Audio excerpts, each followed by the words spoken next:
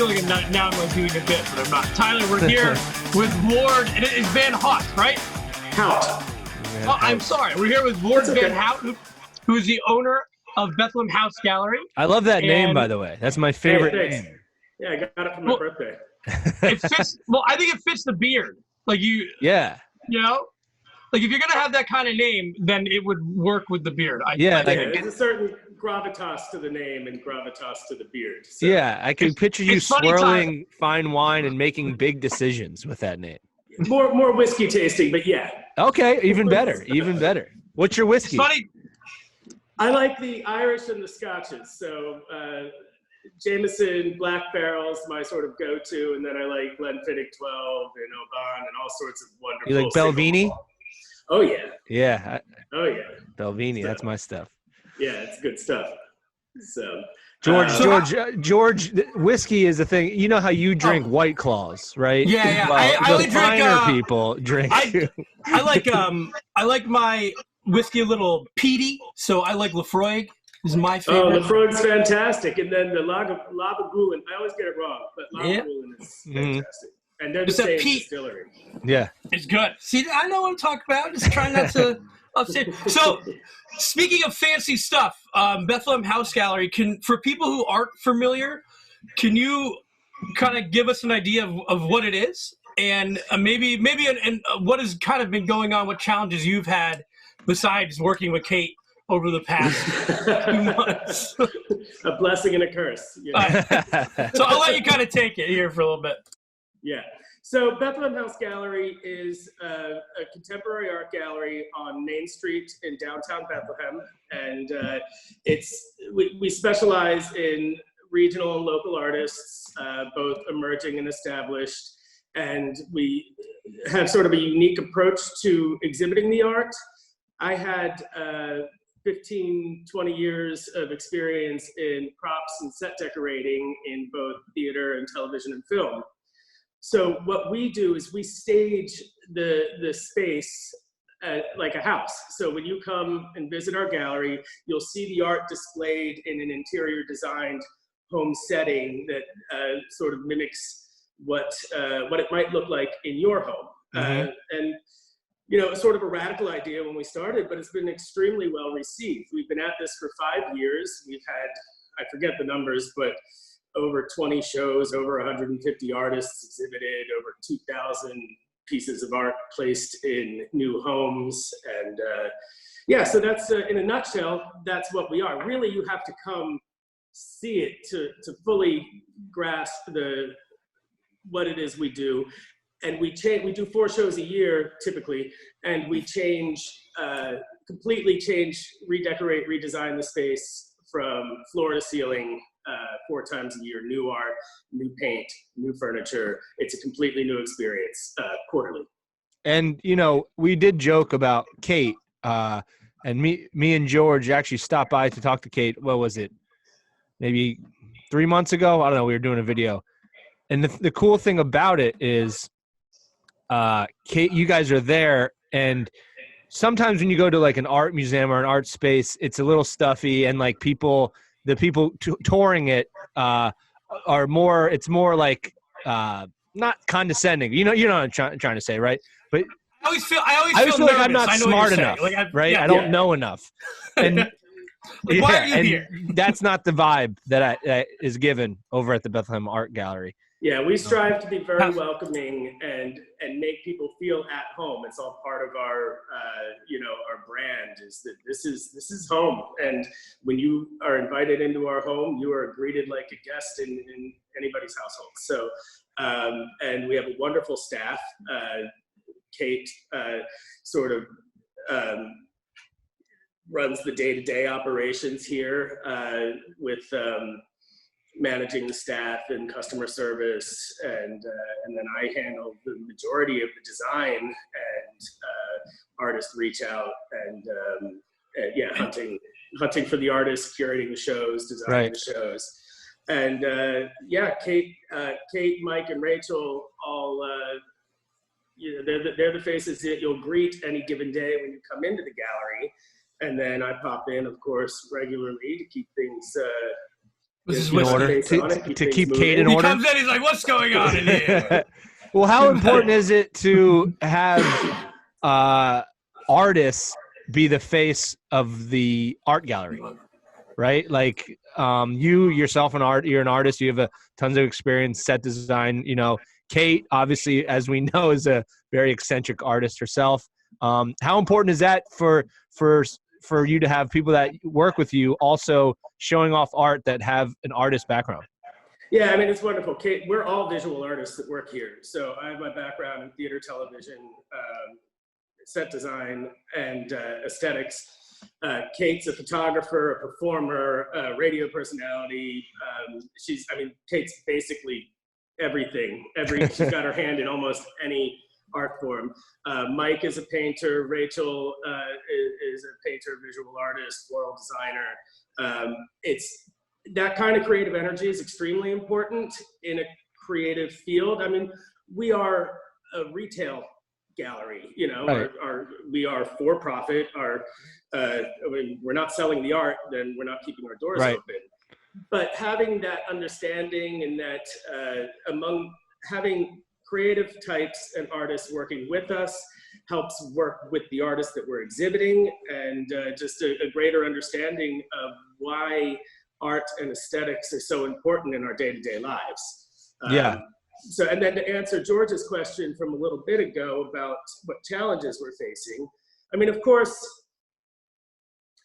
everybody is being affected by this pandemic and stay-at-home order and non-essential businesses. And unfortunately, we are a luxury business, not an essential business. We're not saving lives, we're enriching lives, which has its own value. But right now, we're all working together to be safe, and so that we can move forward safely and in a healthy manner. And so we have had our doors closed for 2 months, for 8 weeks. Right, that's what I was going to ask. Like, have you been able to sell online? Is that a component that you already had? It's not a component that we've had. It's a component that we've struggled with for a number of years. It was a big challenge to get an e-commerce portion of our website up with a constantly changing inventory and varied, like, shipping costs. The shipping, I would imagine, insurance on it. Yeah, insurance and shipping were the biggest challenge, because it varies from piece to piece. You can have a piece that weighs 50 pounds. You can have a piece that weighs, 10 ounces. So coming up with so we didn't have an active e-commerce site up before this. And unfortunately, it's just bad timing. We were redesigning our website when all this started, and like the very early stages of it. So we are in the process. We haven't been able to make any sales during this time. Nice. But we are in the process of putting a temporary site up while we're designing the new site, which will act as sort of an art log, and we will put up works for sale on that, maybe do some online exhibits. Hopefully we all get back to work very soon, and that's not something that we're gonna have to hang our hat on, but just trying to move ahead and think creatively. Speaking of moving ahead, what announcement do you have to make? I don't want to spoil anything because I don't know. Well, it's something that we've been working on for a little bit, but we hadn't been ready to roll out yet. And we're happy to say that now we're unveiling a new service through Bethlehem House Gallery, and it has its own brand. It's called Art House Resources. And Art House Resources is a service in which we help you source, frame, install art, interior design, and staging. And this is for your home, your business. Tyler's bookshelf.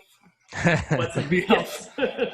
We'll come right over, Tyler. Yeah. These are all actually, they're glued in place. I've never been able to take them. They came with them.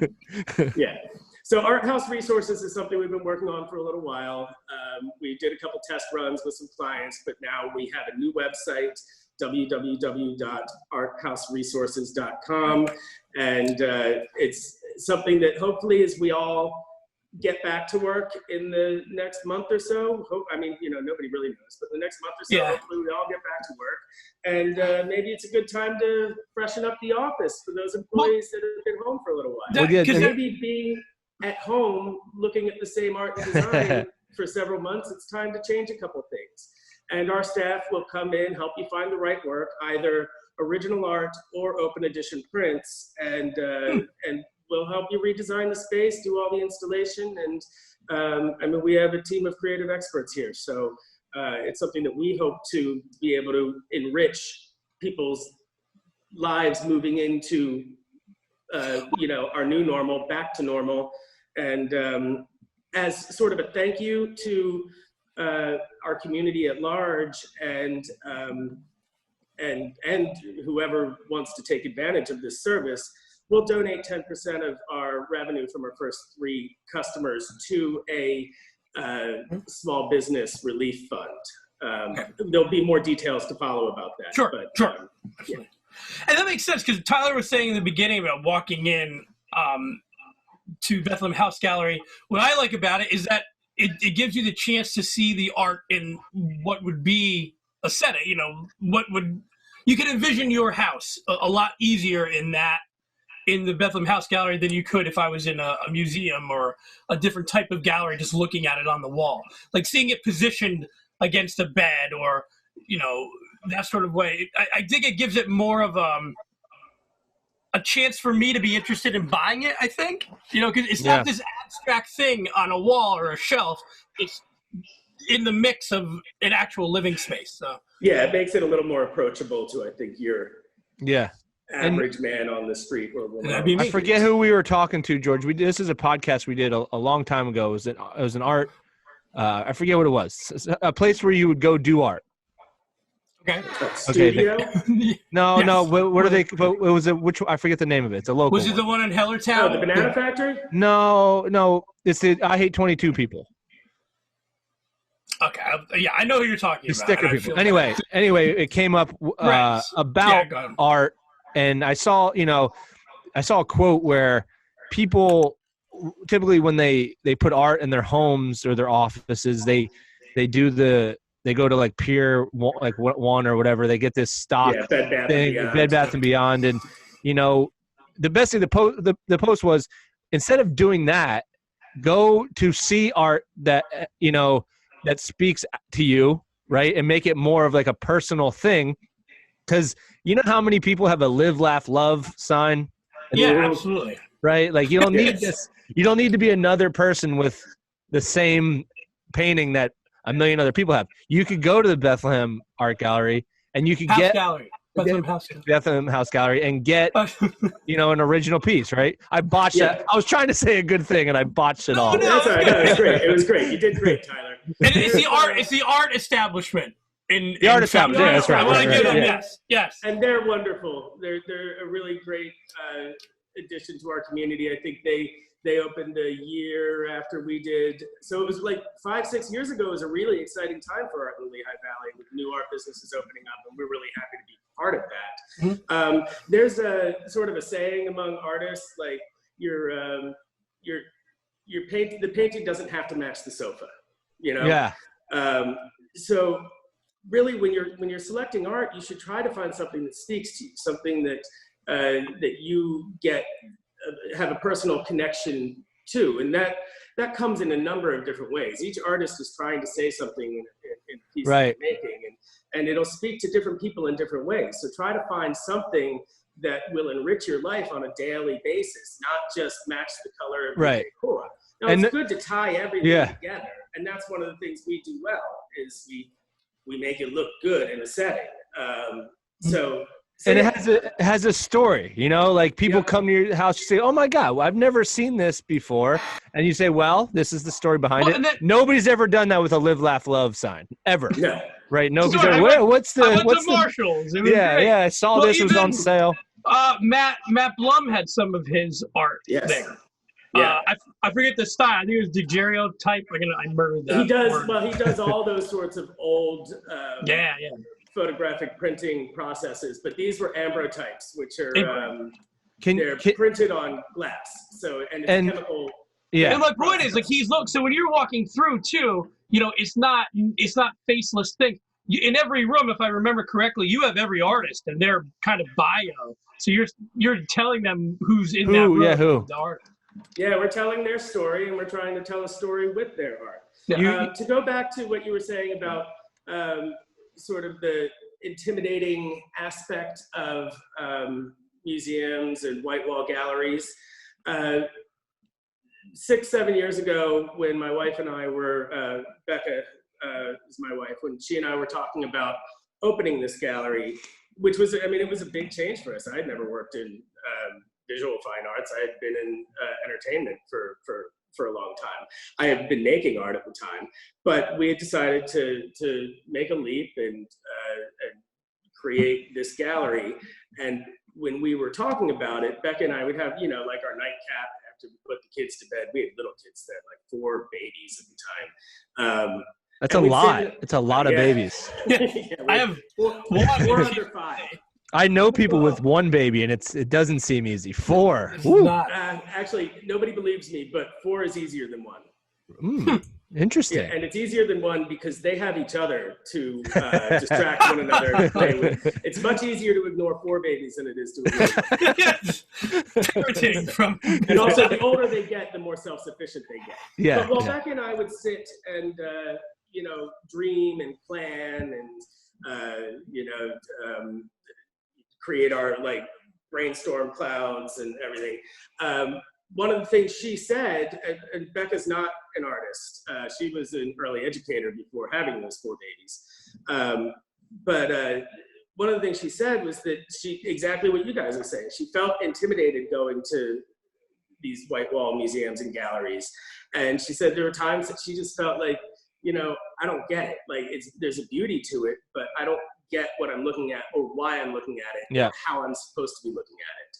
And it was actually her idea to like the original idea was to get a house, and we would live in the house and have the gallery downstairs, and we would live upstairs, and we would have this living space that would be the gallery. Now that was impractical with 4 children under 5, and we looked at a few different towns to have the gallery in, but Bethlehem is her family's from the area. We had an emotional attachment to Bethlehem, and there is the perfect, beautiful downtown area. And even the building you're in is just like it fits. It fits. It was all serendipitous. Yeah. So we decided that we would, and that's where the house gallery comes from. So this very early concept of art in the home and making people feel comfortable with art and making art approachable to people and not being intimidating and not being stuffy. And then you fold in the friendly staff and the seating and the lighting and everything. And it's just, we hope that it offers people a very positive home-like experience. When you talked a little bit earlier about, you mentioned the art establishment and about how the Lehigh Valley itself went through this period of time where art, you know, do you see the Lehigh Valley as as this place that's starting to appreciate art more than it had in the past? How do you see art fitting in to the culture in our area? Well, I think one of the wonderful things about the Lehigh Valley is that before we were here, there was already a focus on the arts in general. I mean, Music Fest has been in Bethlehem for, I don't even know. A million years. A million years. Yeah. Arts Quest has that beautiful facility at the Steel Stacks, and Banana Factory has been here for a while. They're looking to have a facelift and redesign of their space. Allentown with the museum and the Baum School and the symphony. Easton has such a grassroots flavor. Connections has been there forever. Brick and Mortar opened the same time we did. And across the street from me, Snow Goose Gallery, they've been here. So this is a community that has always had a focus on the arts. And I think that has something to do with all the universities in the area. Mm-hmm. Academia brings art. So, but there's always room to grow. And I think it's ever growing. And it is one of the reasons why we wanted to be in the Lehigh Valley is because of this commitment to the arts. It's interesting because we have Bethlehem, Easton, and Allentown are all small cities that make up the Lehigh Valley. And sometimes I think we're a little bit too separated from one another. I mean, sure, we're 15 minutes one direction from Easton, 15 minutes the other direction from Allentown, and we all have thriving arts communities. We really should be working very well together as one voice, as one community. And there are moments in time where we do that, and there are moments in time where we sort of get stuck in our own personal small city identities. But that's something I want to see grow as we move forward, and I think that's something that will absolutely grow as we move forward. We are strategically placed between Philadelphia and New York City, two major arts hubs. So yeah, we're in the right spot. We have everything we need to make this. And the Allentown Art Museum has had some, international. Yeah, wasn't there a Rembrandt? Wasn't there just a Rembrandt there? Well, that was discovered, yeah. Yeah, okay. That was in their collection that they didn't know was a Rembrandt. They knew it was from the school of Rembrandt, but they didn't know it was his painting. They thought it was like us. It's a pretty cool discovery, That is admission's free for the week. Well, me and George always talk about this area and how, I'm from here. And so you take it for granted a little bit, but there's a lot of people that live here. This is a big, area, right? There's probably like 800,000 people if you add everybody together. And I think we do forget that. I think we kind of section ourselves off and like, well, I'm from Nazareth, this small town. Right. Yeah, but it's a part of this big thing. Oh, yeah. Nazareth wouldn't be Nazareth if it wasn't close to Bethlehem. Right. Yeah, exactly. It makes up its identity. Same with Emmaus. I mean, there's wonderful small cities, small towns, all in this great community. And I do think it's not just in the arts world, but in just the overall community, style, aesthetics, universities, we have great restaurants here. Yeah. Like fantastic restaurants in the Lehigh Valley. That's not something that all small communities have. So, you should bring up hot dogs on the internet and to anybody for the Lehigh Valley, and you fight for 30 minutes. It's amazing. I love it. We have the best hot dogs, and we have Bolit. Full spectrum. Yeah, how can you complain? Yeah, he probably makes a mean hot dog. So what can we look forward to? I mean, I know we don't know, but with that new announcement that you made, is there anything that people? Do you want them to come to the site and learn more about it? Are you booking things now, or? Well, I mean, the website should be up and running, and visit the website if you're interested in our service. Please contact us, and we will help walk you through all the steps necessary to sort of give your home, your office, your corporate center a fresh space. And I think we're all looking for kind of a fresh start right now. Yeah, resurrection. Of course, visit Bethlehem House Gallery. That's sort of the heart and soul of the Bethlehem House business. See what it is that we do and how we do it. I think that's our biggest selling point is we're very good at selecting, exhibiting art and designing spaces. So that's something that we hope to be able to offer that service to others. And coming up, it's tough to say what's coming up in the gallery. We have, of course, had a calendar of events that has now been interrupted by 2 months. The show behind me right now, this is the juried show called Home, somewhat ironically, since we've all been stuck home since this show opened.